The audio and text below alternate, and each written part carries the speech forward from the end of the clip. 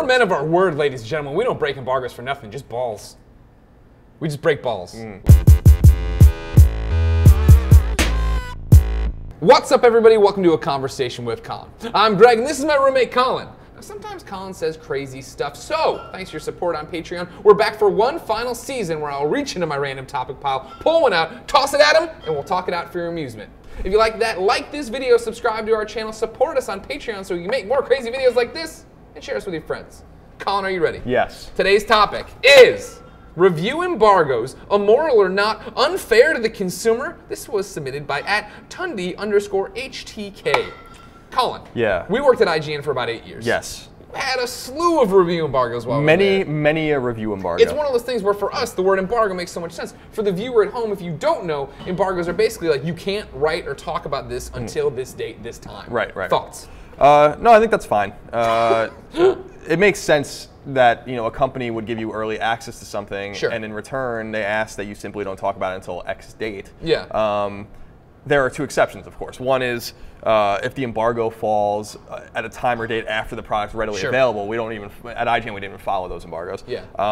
And those embargoes are stupid and they rarely ever existed. And B, the embargo would never be a contingent on a certain kind of coverage. Sure, that was the only thing that mattered, and I can speak from our experience at IGN that never happened. I mean, no one ever was like, the embargo is the day of release and you better not say anything bad about it. Right, That didn't happen. I understand what Tundi's saying about the unfair to the consumer, but we talk about this all the time on Podcast Beyond, that there's a way to see through this. If a game is coming out, it's the day before release, and there's no reviews, and everyone is saying, oh, we can't talk until midnight, not necessarily, but oftentimes that's a bad sign. Right. You know what I mean? Yeah. That is that they're trying to hide something. Now, granted, now with Twitter and trending, you need to be everyone talking about the conversation at one point, but it's really awkward when there is a midnight release on the East Coast, which is going to be 9 o'clock Pacific. So people are going to be playing it on Twitch, on their everything, but we can't talk about it until the next morning at 10. Like, that's bad. Yeah, well, I agree, and that's what I said. I mean, that's an irrelevant embargo to me. I mean, at Sure. that point, that's not an embargo anymore. It's the game's available, it's out. You can do what you want with it, as far as I'm Right, you can concerned. stream it, but see, this was always my thing, is in terms of like, okay, you're giving us a bullshit embargo, that sucks. But the problem, of course, is, and why embargoes are part of the industry, is that, yeah, you're giving the product early. So the thought process for me always was, if the game's available at 9 o'clock on the East Coast, I think it should be totally fine to stream it, talk about what you're seeing and what you're doing. But reviewing it's a different story. Right. Because if they weren't giving us the game early, we'd be buying it at midnight or whatever. True, and then playing. we wouldn't have gotten There's that no far. way to have impressions, have a written review, have No, that's fair. That's Yeah, true. yeah. I think people have to look at embargoes another way too, which is kind of to give the authors, the critics, a way to prepare what they need to say for a certain time. So if they get a game 7 days early, they know everyone else is tied to this embargo. They don't have to rush. They're not trying to get their thing out the door early. It's not hastily done. It's not incomplete. And then I think that actually better serves the consumer. Right. I understand why it's frustrating from the outside. Certainly, I used to be frustrated by that too. Yeah. But it makes sense. I mean, we're getting a product that the companies in no way, shape, or form have to provide us. And they could just say, go out and buy it and then wait. But that hurts them too, which is why the embargo, because most games are sold in the first few weeks. So yeah.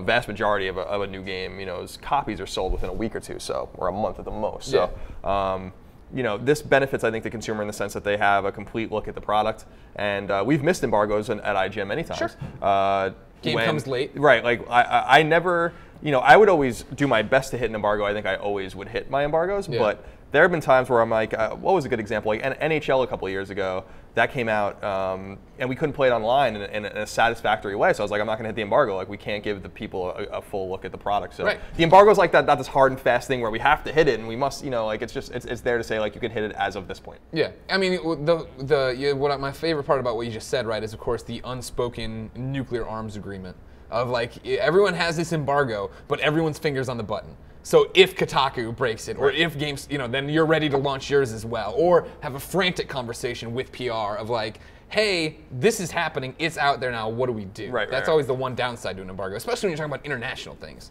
I think, yeah, that's true, and embargoes have moved many times for big games because people have broken the embargo. I'm glad that we're talking only about review embargoes, though, because I do think that preview embargoes and announcement embargoes make plenty of sense, and I don't think really need to be justified at all. I think it's just like, we know a lot of things and have seen a lot of things very early, and have been told not to say anything, and that's, that's in exchange for that kind of early access to prepare what we need to say so that we can inform the readers. I mean, that's the big thing. Everything you're hitting on is just being able to be prepared to give a comprehensive look. Exactly, and I think that's the one thing with embargoes that people miss is that it's a level playing field for all outlets and all critics. There's no rush jobs, and then everyone goes at the same time, and then you see where everything falls. Certainly, we've given reviews that both of us have given. I think a single 10 to a game. We both gave 110, right? You never gave more than that. Me too. And then we've given scores as low. I gave a 2 to something. So, and all those had embargoes. Sure. So it's just a matter of preparing. Unfair to the consumer? No. I think frustrating to the consumer. Yeah, I understand that. It sucks to know that all these people you are friends with, obviously we always talk about being best friends, are out there playing this game, but they can't tell you. And you get questions about it, and it's like, I wish I could answer this. Yeah, I would love to, always get PSN messages now, especially on PS4 because we have to be connected. Yeah. Oh, you're playing X, Y, and Z, and I'd like to know more about it. Oh, dear. And I'd love to tell you about it, but that would break the embargo now. Yeah. No, I'll tell you everything you need to know once the embargo. And we're men of our word, ladies and gentlemen. We don't break embargoes for nothing, just balls. We just break balls. We don't break embargoes for balls. You know what I'm saying? Well, you could if you wanted to. But I wouldn't. Whatever gets you, I'm just saying. Great question, Tundi HTK, and a great conversation. Ladies and gentlemen, what do you think of review embargoes? Let us know in the comments below, then share this video with your friends. And please hit up our Patreon page. Of course, for more of Colin and I talking about games on a daily basis, you need to hit up kindafunny.com/kindafunnygames, or just youtube.com/kindafunnygames, or twitch.tv/kindafunnygames. Just Google Kinda Funny Games. You'll probably find more of this. Hopefully. But for more of the conversation with Colin, the final season, keep it right here.